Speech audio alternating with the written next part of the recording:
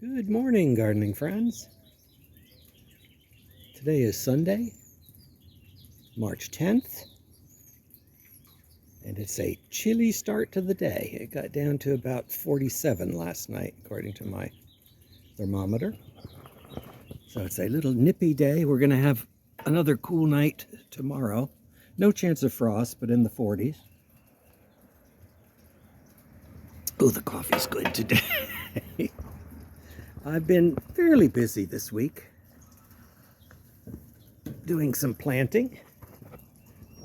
As you can see here, the most obvious thing is I happen to go to my local Five and Dime, and every year they get caladium bulbs. And in any event, I guess I didn't get the memo because they've had them, I guess, for a few weeks, because quite a lot of them are already being almost sold out, but they've got about 30 boxes of different types of caladiums. So what I bought was White Christmas. White Christmas I do like. It's basically just a white and green combination. And that's what you see planted here. So, yeah. I didn't bother doing any tests this year in terms of how to plant the bulbs. The tests I did last year, it really doesn't make that much difference if you plant them on the sides, right side up or right side down. They will all eventually come up. The only difference will be noticed if you have them in a bed where they're all the same height. The ones that might be upside down or that they had to go through a little straining to get to the ground, through the ground, may just be a little delayed in their development. But in any event, I've got 40 of them, actually 41, and I'm going to be planting them in my little courtyard area next to the guest room. And here you can see the progress of the other seeds I had. I did bring the seeds in last night since it got into the 40s. These seeds have sprouted since last week. I replanted those 2 spots. This one has not yet in the borage. And I put some cucumbers in. Maybe a little too cold for cucumbers, but I do see some sprouting happening. I had luck with cucumbers underneath the fig tree last year, so I plan on doing the same thing this year with that. I did replant this strawberry pot, and I went ahead and put my hens and chicks, or house leeks, in there. It turns out, of all places, Walmart had them. You don't see them much here in Zone 9A. I don't know why, but for some reason they just don't make it down here. But I bought 2 pots, this one and this one. And of course I chose pots with a lot of little babies. And so I cut the babies, separating them from the main flowers, and stuck them around the strawberry pot. I'm not expecting them all to live, because none of them had roots. They just had the long stem where they were attached to the mother plant. But some of them should take, and the ones that do will be fine. I'll let them, as long as one grows in each hole, it'll be fine. It'll take over. I did this once before, many years ago, in another garden that I had, and it really does look good in a strawberry pot if you plant these house leeks. I didn't have enough, so I put in this other sedum. And in any event, yeah, we'll see how that does. And of course, I will replant the holes that die out. But we shall see. Let me grab my coffee with me.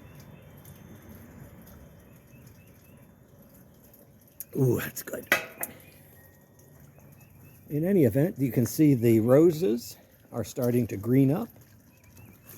Definitely the boxwoods are greening up. It'll be about time to trim them back. I still have a little bit of flowers left on my grape hyacinths here and here. Since last week, you can also see the hostas are coming up. Lettuce is still doing okay. The white angel's trumpet is sprouting nicely.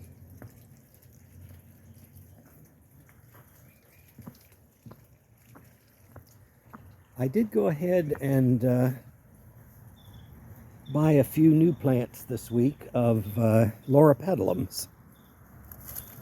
You'll see them shortly. I reworked my strawberry pots and put strawberries in the holes where there were none and cleaned them up, got all the dead off of the strawberries that were in there.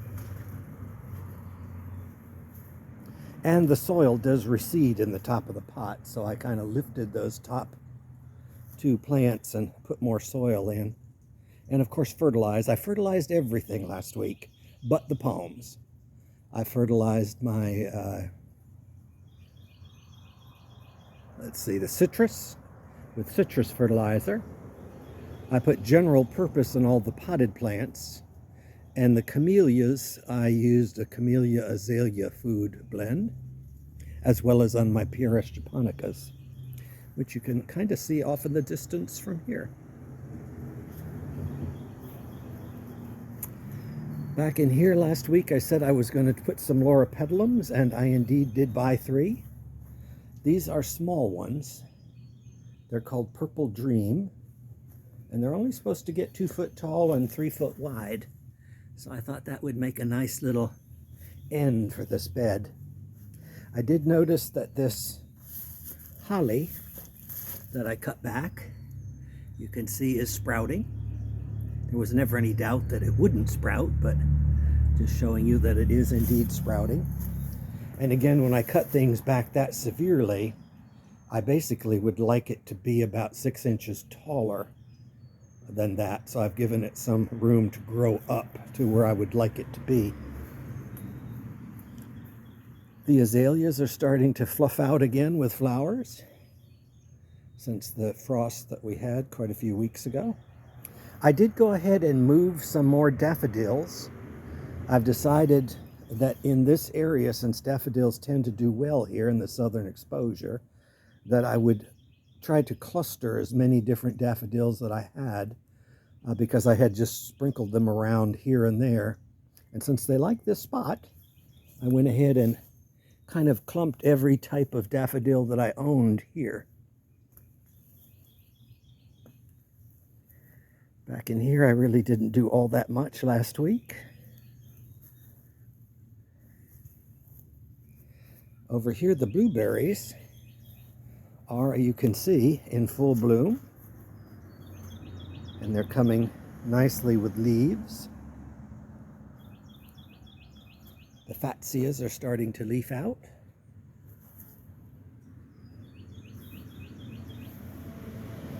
I hadn't really noticed the fatsias before, but yeah, they've got all kinds of new growth, which is nice. Spring is here. And I think last week we had, the angel's trumpet made it. You can see there's a taller branch back in there. I can't get in there because of the blueberry. Slugs are eating it. Slugs have hatched, or whatever they do. They come out of hibernation, whatever. But slugs are starting to devour things. And they do like angel's trumpets. They will eat the first few things, but leaves. But once when they kind of rise above the aspidistra, they leave the leaves alone. The slugs don't tend to go up that high. Just means I have to get out my slug bait. Back in here, I haven't really done anything yet. I do plan on moving some more of this monkey grass around. This is still looking nice and green up in here. Again, new growth on the fatsias. For some reason, that fatsia always does better than this one. Just a slightly different sun exposure. Of course, I've got my fountains on. And you can see the Pieris Japonica in its prime. It is a really nice plant. If it's in a little sunnier location, the new growth is reddish. So you get the combination of the rusty red color with the flowers. And I did trim back the hydrangeas, the Nico Blues. I haven't decided yet, but I'm thinking of losing this particular boxwood because I got rid of most of the blighted boxwoods. However, one is still struggling, and this one does not have blight, but I'm thinking of putting a loropetalum here. It would be nice to pull more of that loropetalum purple color around. This is the one. This particular boxwood had some blight in it, and I cut it out, and then a big side of it died like last week or so, and so I cut it to try and shape it into a bush. And I'll keep an eye on it. If anything more dies out, I think I'll just rip that one out and put the other one in. Here's where I plan on putting the 40 White Christmas caladium. Or really they're corms, but everyone calls them bulbs. But since I've removed these every other boxwood, I thought it would be nice to put a bed of nothing but the White Christmas caladiums here. This has always been a tough spot if you want a formal garden because of the difference in sun exposure. This is east, this is west. So it gets a different amount of sun. So if you want exactly the same plant, it won't necessarily perform the same way in each location. So you have to be kind of very particular in terms of what you put where.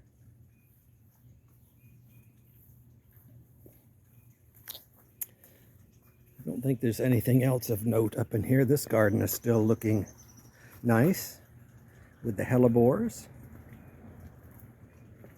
The ground ginger seems to have really started to sprout here. I noticed its leaves are huge, especially this one. This one was moved out from underneath the, well, it was further underneath the what the heck is that plant? That plant, the big tree. Oh my goodness, it's too early in the morning. I haven't gotten used to the time change yet. Camellia, couldn't think of it fast enough. Oh, I see some animal was here jumping over my lights. That hellebore is still looking good. Here you can see the difference. That still has the actual flowers. Those are the flowers in there. And eventually it just falls off to those outer bracts. And those colorful bracts will last for a long time. Pieris Japonica, still looking good. Let's see if I can do all this with one hand. I have to switch hands with this. There we go.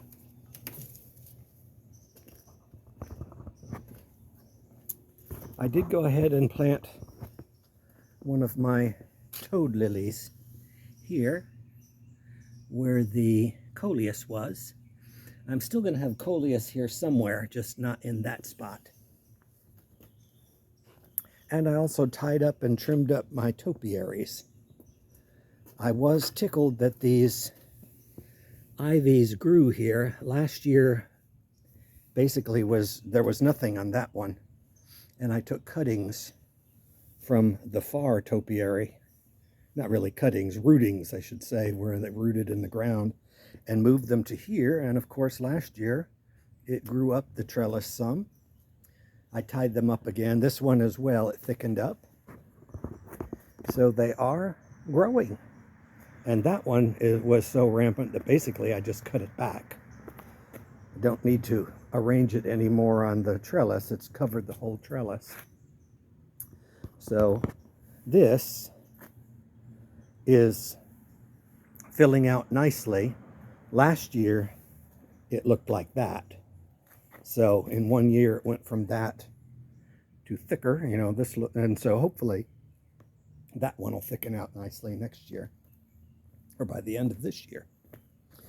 I do see, oh, we passed by the Pride of Mobile azaleas. This is the Indica, old-fashioned Indica azalea. I guess this would be the plant of the week, because it's the First time these are in bloom. This azalea was one of the few that was here when I bought my house 31 years ago. It's been cut back quite severely at least 3 times. And it's just about, that one was planted about 6 or 7 years ago as basically a little, I'd say it was only about 1 foot tall when I bought it, only for $1 or $2 from the flea market. In any event, it has just about caught up to this one through some selective pruning. You can see the cordyline is coming back in the sun. Here my herbs are all doing well. Still haven't dealt with the leaves. The most spectacular thing is my Australian tree fern. You can see that it is obviously coming up, and it has made it through the winter. Every time I look at that thing, it looks otherworldly. I am reminded of, I think when I was growing up on Saturday nights, Chiller Theater with the 6-fingered arm coming out of the dirt. That's kind of what that reminds me of, is an arm unfolding from the dirt. Funny what you remember when you look at stuff.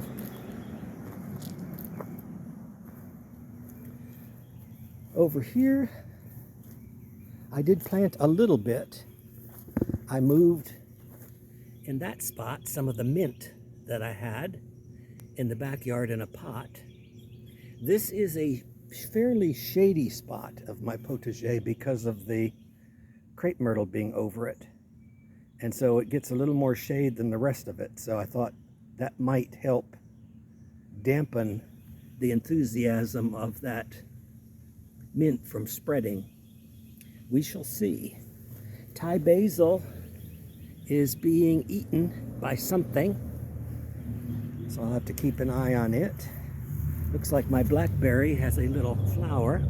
Not expecting any blackberries on it. And I did see some strawberries coming up from where I planted them. You can just barely make out where they're coming up, but if a couple take, that's all that it'll need to begin with. And indeed, these daffodils are thalia.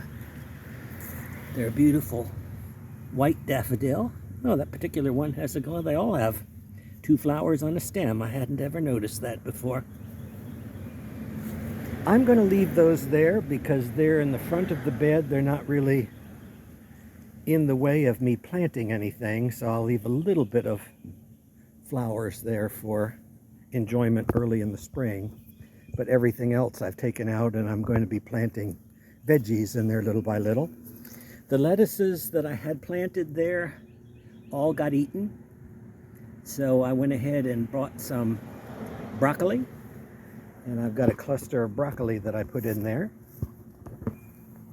It's kind of early for me to be putting out slug bait. I hate to put poisons out yet, but sometimes you just have to do what you have to do.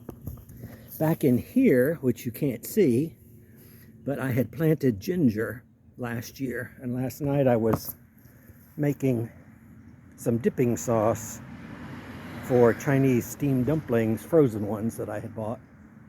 And I needed a little bit of ginger, so I came out and yanked up the bulb or the corm and cut a couple of pieces of ginger out, then quite quickly chucked it back in the ground. Here you can see the bananas are unfurling and starting to look like bananas.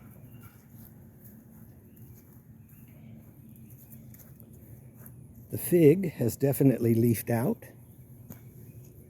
It's looking good. I do need to clean up some of the oxalis that I am blessed with. And my George Tabor azaleas are blooming again at the street. I wasn't certain they would bloom this year because I cut them back very severely last year after the oak tree was removed and they finished construction and filled the hole in by the street. So I cut them back fairly late in the season, so I wasn't certain if they would bloom at all. But they are. And they are also our Indica azaleas, and they have a gorgeous sort of bicolor flower.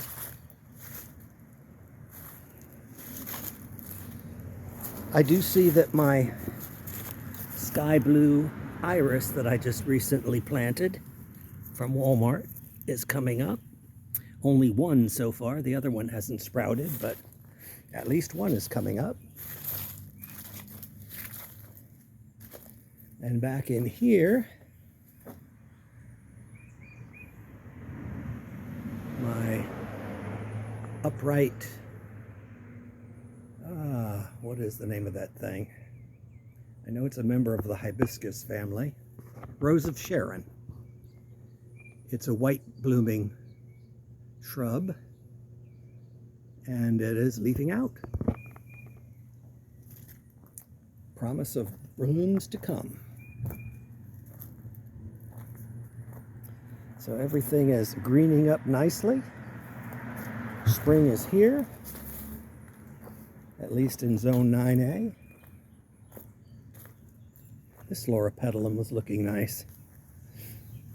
It's a very dark red. I do like the color that the loropetalum gives. This is in a bottomless pot. I saw that on a British gardening show. I probably need to add a little more soil in the top of that. But basically, it's a pot in which the bottom has been cut out of. So that way the roots actually sink down into the ground and you get the look of a potted plant, but you don't have to fuss with it because it's really planted in the ground. You do need to be a little careful though that you don't use clay pots or something that can freeze, because 5 years from now, if you have a clay pot, winter might crack it and then you're stuck with a plant way above the ground. Versus this way, it's in a plastic pot, so that should be fine as is. It has grown a lot. I'm going to let it get even bushier this year. Let's go around to the front here and see what the George Tabor look like from this side. Flower is still looking good here in the front. But there you can see the George Tabor is blooming nicely. And the bananas have come back that I planted. That's exactly where the oak tree used to be. But the azaleas are definitely looking good. And they should thicken out nicely this year. Oh, I see leaves coming out on this purple crepe myrtle as well. Don't know if you can see all the new growth there. That has been there for, I think, 3 years now, so it's at least 6 foot tall right now, and I'm hoping maybe now it'll take off and get even taller. That is replacing a loquat that used to be there. There's a stump back in there somewhere. It just up and died. There it is. And we cut it back.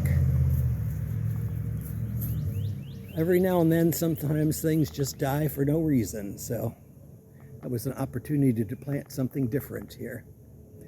I don't care for deciduous things at the street because I like to have screening all year round, but it is what it is. It'll give me a little bit of color when it blooms. And of course over here, the cactus is still looking good. The bed looks really good underneath. It thickened up nicely with daffodils.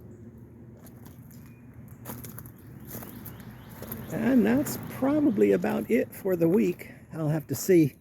I did notice that the cyclamen, one of the cyclamen, looks like it has some kind of a fungal attack. But this one is doing nicely, and that one is doing pitifully. Don't know why. They get watered the same. But if it keeps on its decline, they're only going to last another month or two till the heat of the spring kicks in. But I may flip-flop them to the backyard and put those red geraniums here that I have in the pots on the back deck. And then they'll match with the red geraniums there. So that is about it for the week. I hope you all get out there and enjoy the nice weather. Hopefully it'll be nice wherever you are. And I'll leave you with a picture of my unfurling Australian tree fern. Have a good week.